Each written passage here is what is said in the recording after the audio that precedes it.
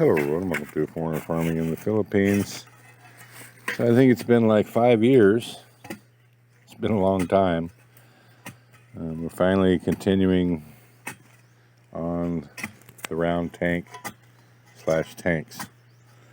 We're going to get these operational, and because it's been so long, trees grew in it, and now we have stump removal, which is always about the most fun construction chore that you can come up with.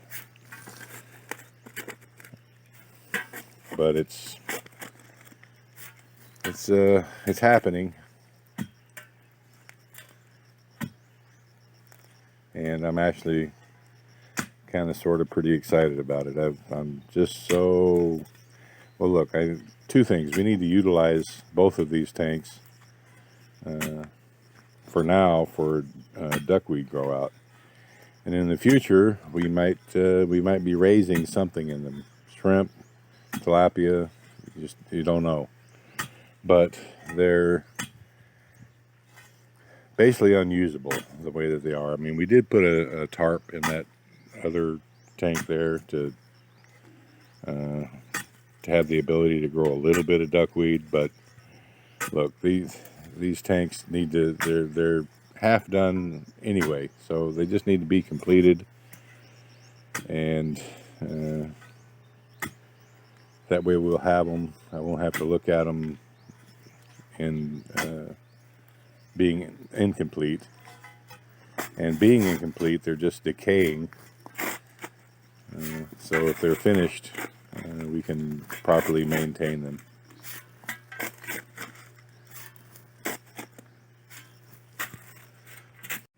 Well, alrighty then. So all the stumps have been removed. It's been cleaned. Now, all is required now is some backfill before the cement floor is put in. And I say some backfill kind of nonchalant way.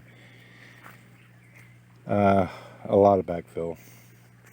So these old anchor holes need to be mostly filled in, and the holes that the stumps created need to be filled in, and all around the perimeter, around the outside, well, inside of the tank, but all around the wall there, that needs to be raised up about 10 inches. So 10 inches on the side, going down to nothing in the center, so that it's like bowl shaped, so that it will easily drain. And if I should ever decide to raise tilapia or shrimp in these tanks using conventional methods or biofloc or whatever it may be, either of those will require circulation in a circular pattern. And having the center low with the water circulating will facilitate all the sludge from whatever is growing in here going into the center. And with a flick of a ball valve, 5 or 10 seconds later, it's all cleaned out. There's specific ways that you can set in aeration in a. Now this isn't a perfectly circular tank. As you can see, this separating wall is flat, and about 8 feet of that wall is flat. There's curves. This wall is somewhat flat and straight, I mean. And that back wall is straight, but it's still a circular tank overall. And so there's ways that you can set in aeration, either stones or hose, in a pattern to where the action of the aeration creates flow, a circular motion to the water. makes the water turn. And that is what drives all the sludge to the center, which is the lowest part, which will be the lowest part in the tank, and it makes cleaning that much easier. And it makes harvesting easier as well when you have a bowl-shaped pool. So that's what we're going to be doing here shortly. Next day, continuing on here. So there's a lot of, when this tank was, this was a gradual, gentle slope here, both tanks, when it was started. And so a lot of soil was removed to make it flat, or reasonably flat. And that soil was put here, just along this edge here. And it's being put back in now to raise up around the close to the walls. And we had also brought down a large amount of rock, which has just sat there all these years, and so we're breaking that up and throwing that in as well.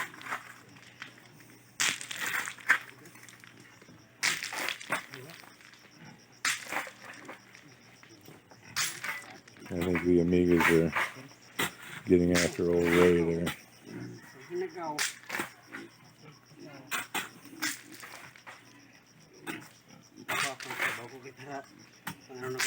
So probably continue down another, I don't know, 6 or 7 feet along here and put that soil in this tank, and we'll leave the remainder down there to put in the second round tank.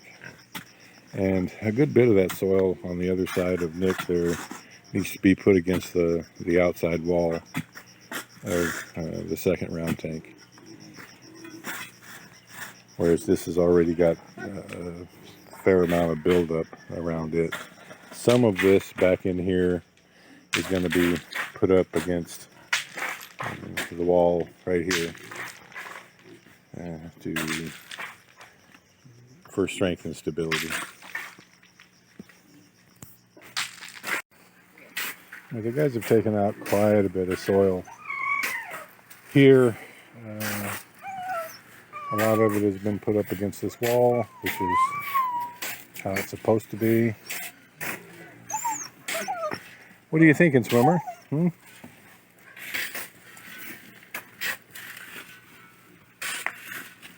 What is there, ants in there, Tatai? Tatai's dancing.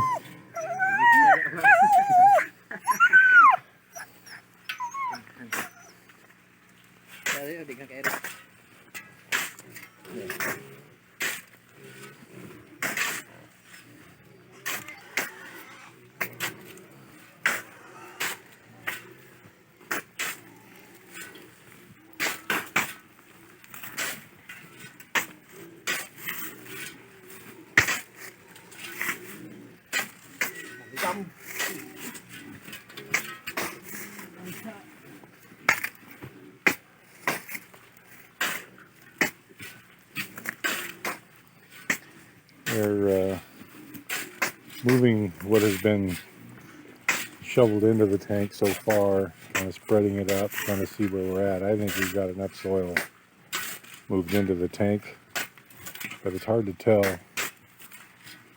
yet so far. So this big mound that is here is going to move it around some. We still have that big pile of rock there to work with.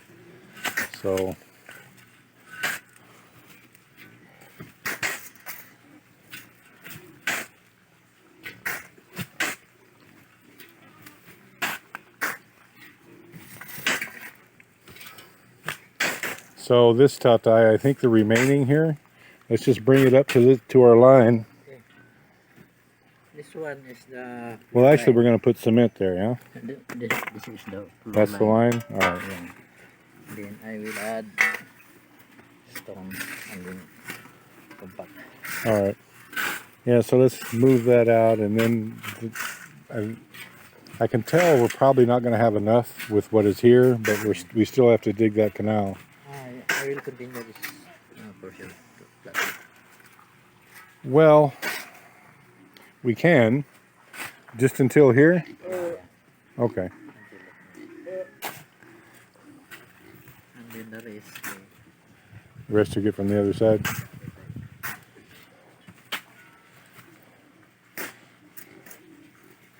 So that rock you're going to just move around and you're going to put the cement on top? Okay. So it'll be towards the end of the day. We're kind of finishing up here. It's a little too high in the center for me, so we're not going to shovel it still. It was too high in the center for me an hour ago, and it still is. So we're not going to shovel any more dirt into this pit for now. We're going to start in the very center and start throwing dirt over in that corner over there and work our way out and back and keep throwing dirt to that side. And because it needs to be a constant gentle slope from the outside going to the center everywhere. Not built up on the sides and then flat and then a drain. That's not what I want. I don't want a flat bowl. I want like an upside down funnel. Or like a funnel, not an upside down funnel, but a funnel. So that quickly and easily drains. So that's going to be tomorrow, because we're getting close to quitting time today. We have all the rest of that soil. This bank continues on even past those banana trees right there. And so we did a lot of work already flattening and building up the sides of this tank. So we've got more than enough soil here to complete that. The bracing soil needs to be put in here, just like we did on this side. You can see we built that up a little bit as a little strength. So if there's no more than 3 blocks worth of water height pushing out, all the rest is supported. So hopefully we can get a long ways to getting this tank completed tomorrow. That ditch on the far side, look, we ordered everything for it today. Everything to complete it, and maybe even, I don't know how much materials we'll have left over for the second tank, but should have enough to complete this one tank. Spent like $19K today on cement and Sahara, which is what they call it's a sealer. It's a concrete sealer, makes it waterproof, sort of. Some sand and the pipe, the drain pipe itself. So all that's going to be delivered, I would guess, in the morning. I hope it's delivered in the morning.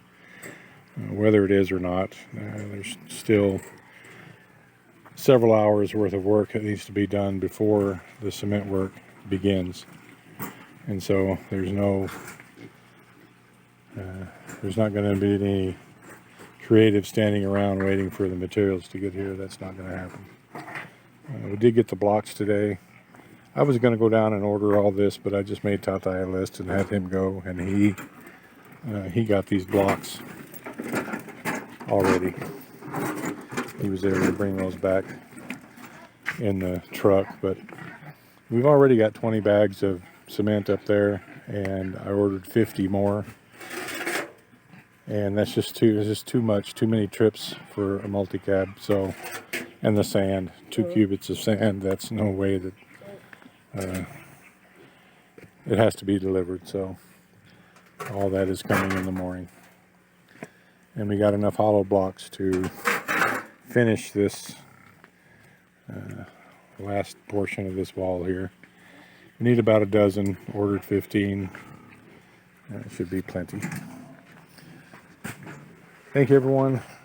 Please like, comment, share, and subscribe.